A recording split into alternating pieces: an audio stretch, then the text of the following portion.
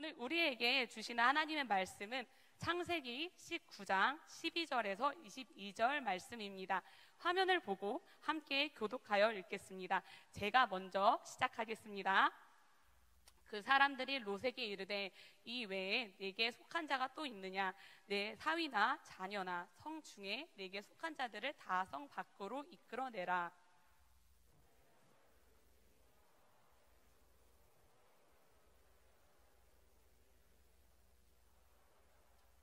롯이 나가서 그 딸들과 결혼할 사위들에게 말하여 이르기를 여호와께서 이 성을 멸하실 터이니 너희는 일어나 이곳에서 떠나라 하되 그의 사위들은 농담으로 여겼더라.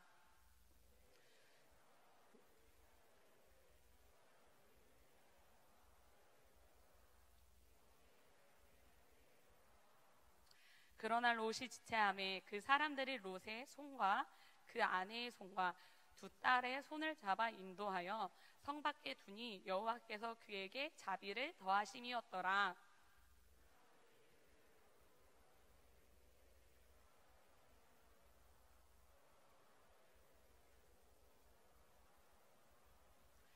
롯이 그들에게 이르되 내 주여 그리 마옵소서.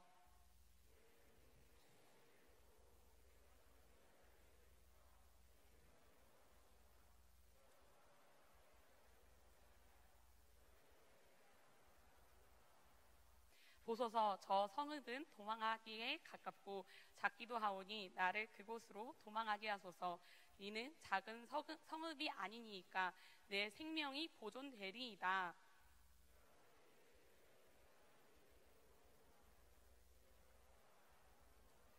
함께 읽겠습니다. 그리로 속히 도망하라. 내가 거기 이르기까지는 내가 아무 일도 행할 수 없노라 하였더라. 그러므로 그 성읍 이름을 소알이라 불렀더라.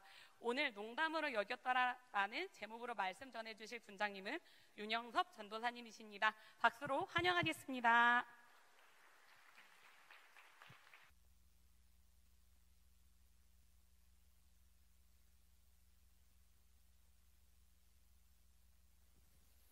하나님 아버지 감사합니다. 날마다 하나님을 떠나지 않기 위해 노력하는 자들이지만 연약하고 부족한지라 늘 넘어질 때가 많습니다. 그러나 하나님께서 살아계시고 역사하시고 늘 그곳에 계시기에 우리는 쓰러지지 않을 줄 믿습니다. 오늘 예배를 통하여서 하나님께 참된 영광을 올려드리게 해주시고 진정 주님이 받으시는 예배가 되게 해주시고 전하는 자의 연약함은 십자가 뒤에 감춰주시고 오로지 하나님의 말씀만이 강력하게 선포되어지는 오늘의 예배가 되게 하여 주시옵소서. 전하는 자나 듣는 자나 그 모두가 은혜 받고 돌아갈 수 있는 오늘의 예배가 될 줄 믿사오며 이 모든 것 예수님의 이름으로 기도드립니다. 아멘. 네, 저는 이 사고 싶은 물건이 굉장히 많습니다. 그 중에 이 한성교회 와서 사고 싶으신 것이 있는데 두 가지인데 뭘까요? 네, 맥북 뭐 이렇게 나오는데 전혀 아닙니다. 바로 오토바이와 전동 킥보드입니다. 근데 갑자기 왜 이 오토바이하고 전동 킥보드를 이야기하냐 그렇게 얘기할 수 있는데 그 이유는 간단합니다. 한성교회 주변에 주차장이 많이 없습니다. 그래서 이 주차에 대한 스트레스가 저를 너무 압박합니다. 특히 금철과 주일 더 그런데요. 이 교역자는 성도를 위한 배려로 인해서 금철과 주일에 교회 주차장에 주차를 할 수가 없습니다. 그러다 보니 이 제한적인 주차 공간이 때로는 스트레스였고 한 번은 주일날 늦을까 말까 하는 그 시간에 다투는 그 상황에서 신트리에서 우회전을 해서 교회로 쭉 올라오고 있는데 전혜건 목사님이 전동 킥보드를 타고 쭉 출근하고 계시더라고요. 그걸 보고 아 저거다 생각을 하게 됐던 것입니다. 오토바이는 고가여가지고 제가 엄두를 못 나겠더라고요. 그래서 그림의 떡인데 전동 킥보드는 제가 좀 찔러볼 만한 것 같더라고요. 몇 달 좀 굶으면. 그래가지고 이 구매 리스트를 올려두고 이 타이밍을 보고 있었어요. 그래서 이 전동 킥보드를 구매하려고 검색을 할 때마다 제 눈에 들어온 것이 있었습니다. 그것은 뭐냐? 바로 전동 킥보드와 관련된 사고였습니다. 전동 킥보드와 관련된 사고는 2017년 363건을 시작으로 해마다 급증하고 있습니다. 특히 2019년도에 2020년도에는 뉴스나 매체를 통해서 이 전동 킥보드에 대한 위험성을 나날이 보도하고 있고 경고하고 있지만 나왔다가 사라지고 나왔다가 사라지고, 그런데도 오히려 이용자와 사고는 더 늘어나고 있습니다. 안전장비를 갖추지 않아도 어플을 통한 대여와 이용은 더 쉬워지고 있고, 우리가 길에서만 봐도 이 전동 킥보드를 접하는 것은 굉장히 쉽습니다. 이용자들은 이러한 경고, 위험하고 그런 것을 알면서도 왜 이러한 경고를 듣지 않는 것일까요? 왜 그냥 타는 것일까요? 아마도 통계 자료에서 말하는 사고가 이 자신은 예외일 것이라는 이 아니란 생각 때문일 것입니다. 이 경고의 메시지를 들어도 나와는 상관없다, 이 아무런 상관없는 것처럼 다른 사람 이야기처럼 들어버리는 모습들은 마치 경고를 경고가 아니라 이 농담으로 간주하는 것처럼 그것을 가볍게 여기는 것과 같습니다. 사실 이 전동 킥보드뿐만 아니라 우리 주변에는 이보다 훨씬 더 위험성을 안고 있는 것들이, 그리고 그 위험성을 알리고 있는 경고들이 있습니다. 하지만 이 경고를 지나치고 무시한 결과 우리 사회는 이러한 문제들로 인해서 발생하는 사건, 사고들이 끊임없이 생겨나고 있고 우리를 위협하고 있습니다. 이러한 상황을 두고 우리는 뭐에 걸렸다라고 이야기합니다. 그것은 바로 안전불감증에 걸렸다라는 것입니다. 모든 것이 안전할 것이라는 생각과 어떠한 위험도 자기에게만큼은 없을 것이라고 믿어버린다는 것입니다. 그런데 오늘 본문을 통해서 이러한 것보다 더 위험한 것이 있다고 말을 합니다. 바로 영적인 안전불감증입니다. 히브리서 9장 27절은 말합니다. 한 번 죽는 것은 사람에게 정해진 것이요 그 후에 심판이 있으리니. 사람은 반드시 태어남이 있으면 죽음도 있다는 것입니다. 그러므로 우리는 살아있는 이때에 영원의 때를 준비해야 한다는 것입니다.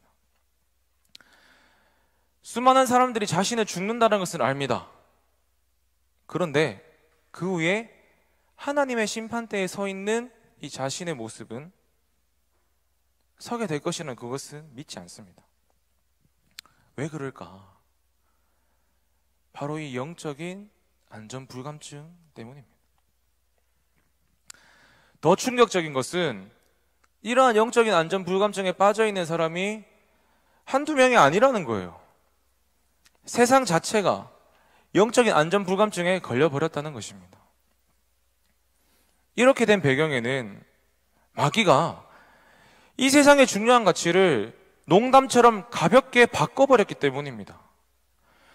복음이 이 온 땅에 선포되어 가운데 그럼에도 불구하고 인류가 믿지 않습니다. 그 이유는 농담이라는 무기를 가지고 방해하고 있기 때문입니다. 그래서 세상은 이 티끌만큼도 이 복음에 대해서 관심이 없습니다. 그리고 도리어 복음을 가리는 농담 세상이 되어버린 것입니다. 사랑하는 UX 청년 여러분, 영적 안전불감증이 왜 위험한지, 그리고 농담 세상을 그냥 두어서는 왜 안 되는지를 오늘 본문을 통해서 살펴보고자 합니다. 창세기 19장은 우리가 잘 아는 대로 소돔과 고모라의 멸망을 담고 있습니다. 두 도시는 부패하고 타락함으로 인해서 멸망할 수밖에 없었습니다. 특별히 오늘 이 19장을 들여다보면 동성애의 그 죄악을 아주 비중 있게 다루고 있습니다. 실제로 오늘날 사용되어지는 소돔이라는 이 단어는 동성애라는 뜻을 담고 있는데 바로 동성애가 성행했던 이 소돔의 지역에서 비롯된 것입니다. 그러나 이 두 도시가 멸망하게 된 이유는 단순히 한 가지 죄악 때문만은 아니라는 것이에요.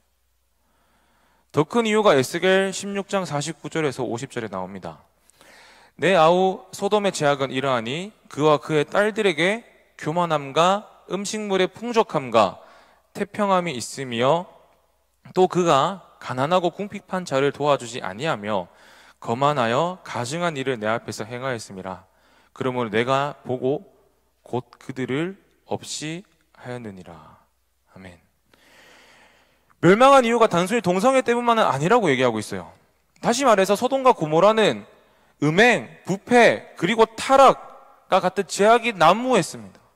그런 도시였기 때문에 하나님의 심판을 피할 수 없었다는 것이에요. 그런데 하나님은 이 천사를 보내셔서 롯과 그의 가족들을 구원하시길 원하셨습니다. 그래서 13절을 통해서 이 두 천사가 단순히 객이 아니라 하나님의 임무를 띠고 온 밀사라는 정체를 밝히고 있습니다. 이 얘기를 들은 롯은 정신이 번쩍했을 것입니다. 그리고 큰일 났다. 이 일촉즉발 같은 상황 속에서 롯은 그의 가족들을 구하기 위해 본격적으로 움직입니다.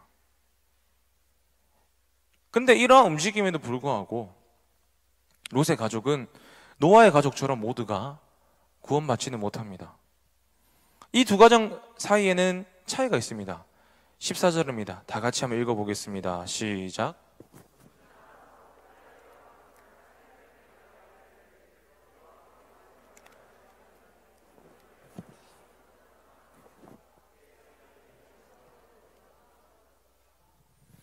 먼저 사위들이 농담으로 여겼다는 것입니다. 농담으로. 롯은 두 천사에게 들었던 말, 즉 복음을 전했던 것입니다. 복음 안에는 생명이 있기 때문에 누구든지 순종하는 자에게 생명을 선물로 받게 됩니다. 하지만 사위들에게는 복음이 아니라 그저 농담이었다라는 겁니다. 이 농담에는 그저 믿지 않고 웃어 넘겼다 라는 뜻만 있는 것이 아니라 희롱과 조롱의 의미가 같이 들어가 있는 것입니다. 분명 이 도시는 심판을 받아서 멸망할 것인데 사위를 향한 장인의 진심 어린 그 말, 그 장인 롯의 진심은 전하는 그 순간 짓밟혀버린 것입니다. 그리고 이러한 태도는 단순히 사위들만의 태도가 아닌 것 같습니다. 소돔과 고모라 사람들의 생각을 이 사위들을 통해서 대변하고 있는 것 같습니다. 자, 그렇다면 오늘날 이 시대는 어떻습니까? 하나님의 복음에 대해서 어떻게 반응하고 있습니까? 마지막 날 세상이 받게 될 심판의 경고 앞에서 오늘날 사람들은 어떻게 받아들이고 있습니까? 우리는 멀리서 찾을 필요도 없을 것 같아요. 여러분의 주변을 보십시오. 주변에. 지금 여기 있는 주변 말고 여러분이 관계를 맺고 있는 주변을 보시라고요. 예수님을 믿어야 한다. 예수님 믿으세요. 수없이 얘기했습니다. 우리 얘기 안 했습니다. 안 한 적 없습니다. 얘기했습니다. 이제는 귀에 못이 박힐 정도로 얘기했습니다. 이렇게 말을 하지만 여전히 그들은 마음과 귀를 열지 않습니다. 함께 교회 가자고 얘기하면 갖가지 이유가 나옵니다. 그러면서 얘기합니다. 니나 잘해라. 종교의 자유를 달라. 심지어 죽음 앞에서 유언으로 전하고 간 부모님의 간절한 외침도 외면당합니다. 왜 이러는 걸까? 도대체 왜 이러는 걸까? 한결같이 모두가 농담으로 여겼다는 것입니다. 가볍게 여겼다라는 것입니다. 더욱이 지금의 시대는 더 그렇습니다. 부모님의 권위나 선생님의 권위나 지도자의 권위 철저하게 무너지고 깨져 있습니다. 지금 시대 가운데에서는 내가 듣고 싶은 것만 들어도 되는 이러한 상황이 조성되어 있습니다. 그래서 이 눈에 보이지 않으면, 내가 만지지 않으면, 잡히지 않으면 애써 받아들이거나 믿으려고 하지 않습니다. 그리고 가장 중요한 것은 우리 자신은 하나님의 형상으로 지음받은 영적인 존재라는 것을 망각하고 있기 때문입니다. 그래서 우리는 전도를 통해서 사람을 낚는 어부로서 하나님의 그 비전과 사명의 자리를 지켜나가는 것입니다. 비록 그 전도가 미련하게 보이고 밑빠진 독에 물 붓기 같고 조롱과 비난이 있어도 포기하지 않고 계속해서 전도하는 이유는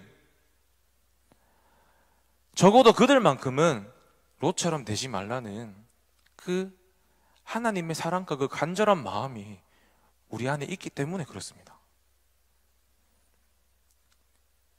사랑하는 UX 청년 여러분, 노아가 그의 온 식구들과 함께 방주에 들어섰던 것처럼 여러분의 가정과 직장, 캠퍼스에서도 가족, 주변, 친척, 이웃들, 이 사람들이 지금까지는 이 복음을 농담으로 여기며 살았다고 할지라도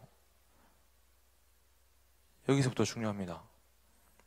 여러분의 믿음의 인내로 기도하고 전하며 끝까지 증거의 자리를 지켜서 하나님의 때에 교회라는 그 방주를 통하여서 모두가 구원함에 이르는 은혜가 있기를 주님의 이름으로 소망합니다. 롯의 온 식구들이 구원을 받지 못한 또 다른 이유는 바로 소돔의 영향권에 있었기 때문입니다. 사위들의 태생이 소돔이지 않습니까? 그래서 하나님을 믿지 않았던 것 같아요. 믿을 수 있는 자체 환경이 되지 않았어요. 그렇기 때문에 다시 말해서 우리는 이 사람들을 불신자라고 부를 수가 있다는 것이죠. 그렇다면 롯은 어떤 사람이었는가? 우리 베드로서 2장 7절에서는 무법한 자들의 음란한 행실로 말미암아 고통당하는 의로운 롯을 건지셨으니 라고 했습니다. 보시면 롯을 향해서 의롭다고 이야기합니다. 그가 의롭다는 평가를 받게 된 이유는 소돔 땅의 그 죄악들에 대해서 기뻐하지 않았기 때문입니다. 그래서 이어서 8절은 이렇게 말을 합니다. 이는 이 의인이 그들 중에 거하며 날마다 저 불법한 행실을 보고 들음으로 그 의로운 심령이 상함이라 고 말합니다. 그런데 저는 창세기 19장을 그냥 봤었을 때에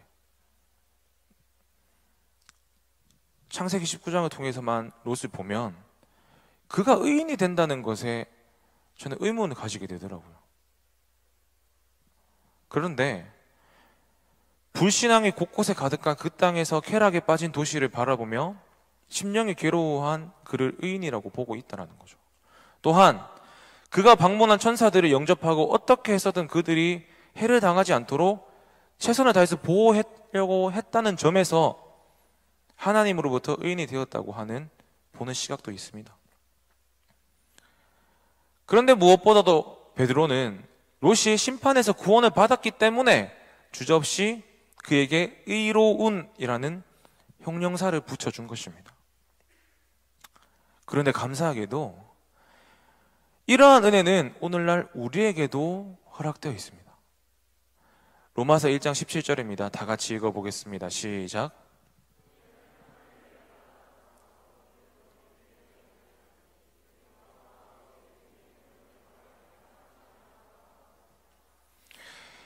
예수님을 믿음으로 말미암아 의롭다 칭함을 받게 된 칭의의 은혜는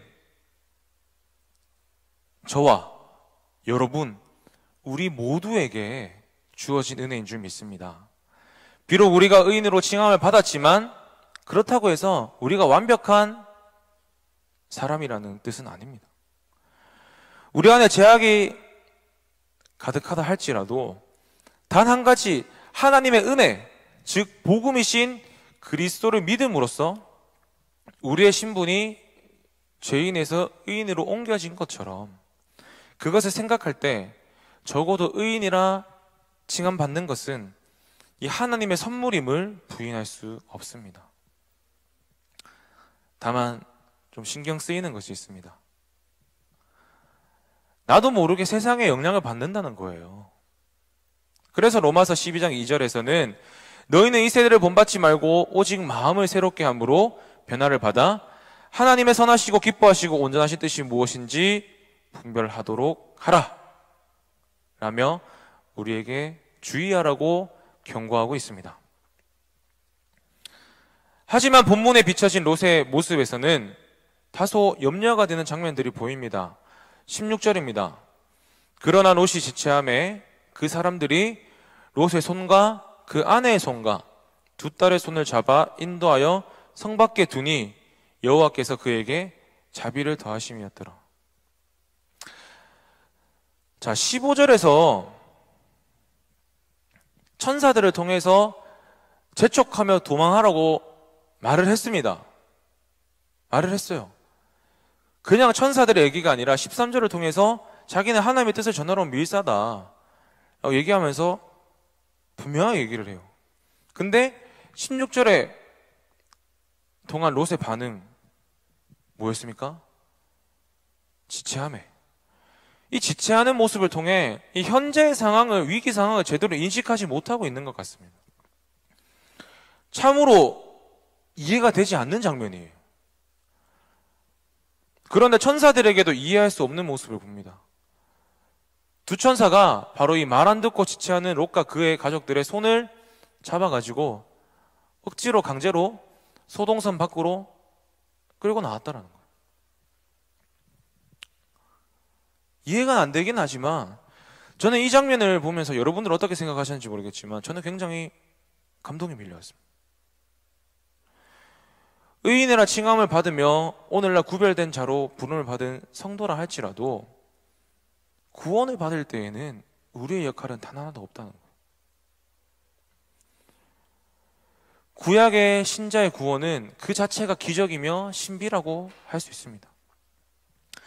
우리가 읽고 본 바대로 롯과 그의 가족은 이들의 구원은 바로 하나님의 은혜였다는 것입니다. 하나님의 임박한 진노 앞에서도 소돔을 떠나기 싫어서 지체했던 이들을 강권해서 강제로 멸망의 성읍에서 건지셨다는 것입니다. 이런 이해되지 않는 천사들의 행동은 16절 하반절을 통해서 단순한 자비가 아니라 더해진 자비였다. 그 자비는 하나님으로부터 임했다라고 우리에게 가르쳐주고 있습니다. 이러한 은혜가 창세기 19장에만 있는 건가요? 머물러 있는 건가요? 아닙니다. 이러한 은혜가 오늘 예배 드리는 이 가운데에서도 그리고 뉴액츠와 여러분에게도 있기를 소망합니다. 우리에게 이러한 하나님의 긍휼과 자비와 사랑과 은혜가 없이는 결코 하나님이 주신 그 구원을 이룩할 수 없는 것입니다. 롯은 이런 큰 은총을 입었습니다. 그리고 천사가 17절에 이렇게 말합니다. 도망하여 생명을 보존하라. 돌아보거나 들에 머물지 말고 산으로 도망하여 멸망함을 면하라. 천사는 이 심판의 맹렬함을 알기에 한 번 더 멸망을 피할 방안으로 신속하게 도망하라. 그리고 네 생명을 보존하라 라고 권유가 아니라 명령합니다. 그런데 여기에 조건이 있습니다. 돌아보지 말라. 하지만 롯은 천사의 말이 떨어지기 무섭게 또 한 번 이 명령을 순종치 않습니다. 도리어 산까지 갈 수 있는 시간이 충분하지 않아서 나 저까지 못 간다. 그러니까 가까운 소알로 가겠다라고 딜을 하고 있어요. 그러자 하나님은 이때에서도 참 은혜의 하나님이셔서 롯의 소원을 들어주십니다. 여러분, 롯은 의인으로 칭함을 받기는 하였지만 본문의 이러한 행동들은 그냥 간과할 수가 없습니다. 바로 이 소돔과 고모라라는 이 세상에 매여 있는 듯한 모습이라는 것입니다. 그리고 우리들의 모습은 어떻습니까? 하루하루 나에게 주어지는 말씀과 그 하나님의 말씀 앞에서 매 세상과 타협하지 않고 성실하게 그분의 말씀을 감당하고 계신가요? 바울처럼 나는 날마다 죽노라 라고 하면서 온전히 하나님의 사람으로 성화로 걸어가고 계십니까? 혹은 매일 다시 오실 주님을 기대하고 사모하며 기도하고 계십니까? 오늘 본문을 통해서 우리는 의인의 걸음을 방해하는 세상 앞에서 날마다 인내하며 오직 하나님의 뜻을 이뤄가시기를 소망합니다. 마무리하겠습니다. 임박한 심판 앞에서도 복음을 농담으로 여긴 사위들은 끝내 도시와 함께 멸망함으로 구원을 받지 못했습니다. 그리고 의인으로 칭함을 받은 롯과 그의 식구들도 결국에는 이 세상의 매임의 영향을 받으며 살아왔다라는 것을 그 임박한 상황 속에서 보여줍니다. 그리고 현대를 살아가고 있는 오늘날에도 이러한 농담 세상은 똑같은 방법으로 가정과 일터와 사회 속에서 신자 불신자를 가리지 않고 복음을 듣지 않도록, 믿지 않도록 어떻게 해서든 복음 앞에 서지 못하도록 필살적으로 만들고 있다는 것입니다. 그렇다면 우리는 앞으로도 이러한 세상에서 복음의 능력을 가지려고 하는데 막히는 것을 지켜만 봐야 하는 것일까요? 제 얘기를 하면서 설교를 마치려고 합니다. 제가 연초에 이 강단에 서서 저 새해 목표가 있습니다. 그 중에 하나가 다이어트라고 얘기했습니다. 다이어트 하는 게 쉽지 않습니다. 근데 다이어트를 하는 이유가 있습니다. 멀쩡해 보이고 배만 볼록 나온 것 같지만 병원에 가면 저한테 얘기를 합니다. 환자분, 살 빼셔야 됩니다. 살 빼셔야 됩니다. 그런데 저는 할 얘기가 많죠. 다이어트 하기 싫은 사람 누가 있습니까? 살 빼고 싶은 사람 누가 있습니까? 슬림하게 보이고 싶은 누가 싫은 사람 누가 있습니까? 근데 얘기를 합니다. 피곤하고 해야 되는 것이 많고 수면 시간은 5시간이 채 안 되고 피곤하고 이래서 운동할 시간이 없습니다. 그럼에도 불구하고 얘기합니다. 살려면 살 빼야 된다. 그래서 저는 최근에 살 빼러 갔습니다. 가서 트레이너를 고용해가지고 운동을 했습니다. 왜? 살기 위해서. 처음에 저한테 이것저것 테스트를 하더라고요. 다 했습니다. 그런데 그게 두 번째나 세 번째 날에 대해서 굉장히 치아하게 고통으로 다가올 줄 생각도 못했습니다. 이것저것 다 시키는데 1시간 이상 한 것 같은데 10분 지나가 있고 20분 지나가 있고 마스크 끼고 하잖아요. 요즘에 운동하니까 숨을 못 쉬겠더라고. 그게 이렇게 웃깁니까? 그리고 나서 2주 동안은 저 7층 숨 안 쉬고 그냥 스트레이트로 올라갈 수 있습니다. 다만 올라가고 나서가 문제이긴 한데, 근데 그 운동을 하고 나니까 근육통이 하반신이 완전 내게 아닌 것처럼 되면서 빨리 올라가야 되는 불구하고 빨리 못 올라가는 거예요. 그리고 앉았다 일어나는 게 너무 힘든 건지 처음 알았습니다. 그런데 중요한 거는 제가 여기서 힘들다고 해서 다이어트를 멈춰버리면 저는 늘 그대로라는 거예요. 이유를 대고 핑계를 대고 있더라. 어쩌면 우리는 행축이라는 그 전도를 앞두고 나서 앞에 있는 사람으로서 갖가지 생각들을 할 수 있습니다. 이런 시국에 다들 교회를 안 좋게 생각합니다. 이미지를 얘기합니다. 많은 말들이 많습니다. 해야 될 이유보다 하지 말아야 될 이유를 우리는 스스로 만들어내고 있고 그것이 우리의 이유인 것 같지만 눈앞에 보이는 현실이라고 얘기할 수 있습니다.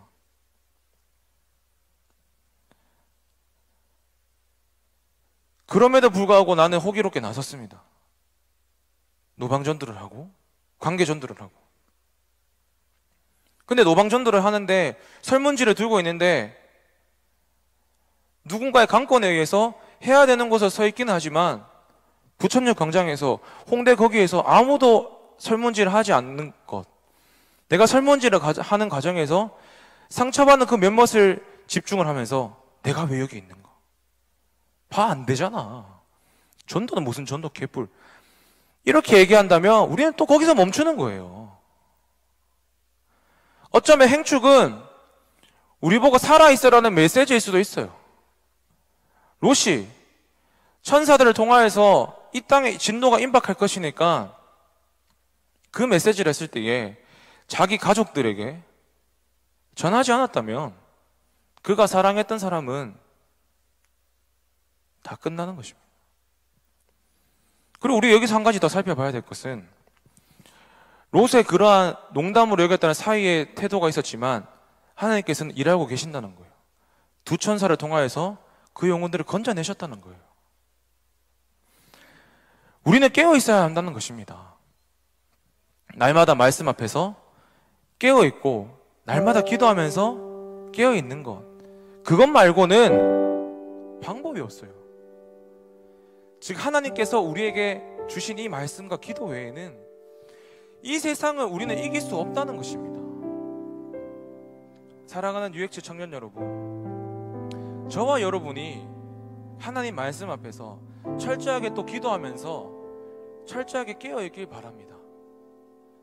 그러면서 또한 동시에 우리의 정체성을 다시 한번 생각하시고 이 복음을 농담으로 여기는 이 세상 가운데에서 애통함을 가지고 이 땅을 품고 기도하고 전도함으로 이 땅에 진정한 행축이 펼쳐지길 소망합니다.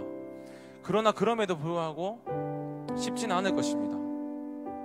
그런데 그 쉽지 않다라는 것으로 멈춰버리고 주저앉아 버린다면 우리는 하나님을 믿지 않는 사람입니다.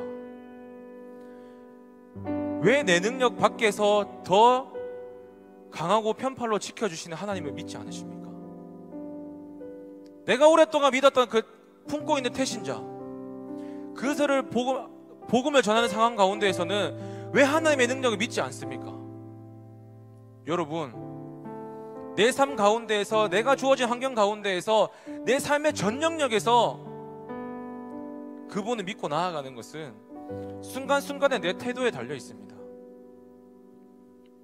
여러분, 힘드시다고요? 이 세상이 농담으로 여긴다고요? 그래서 멈추신다고요?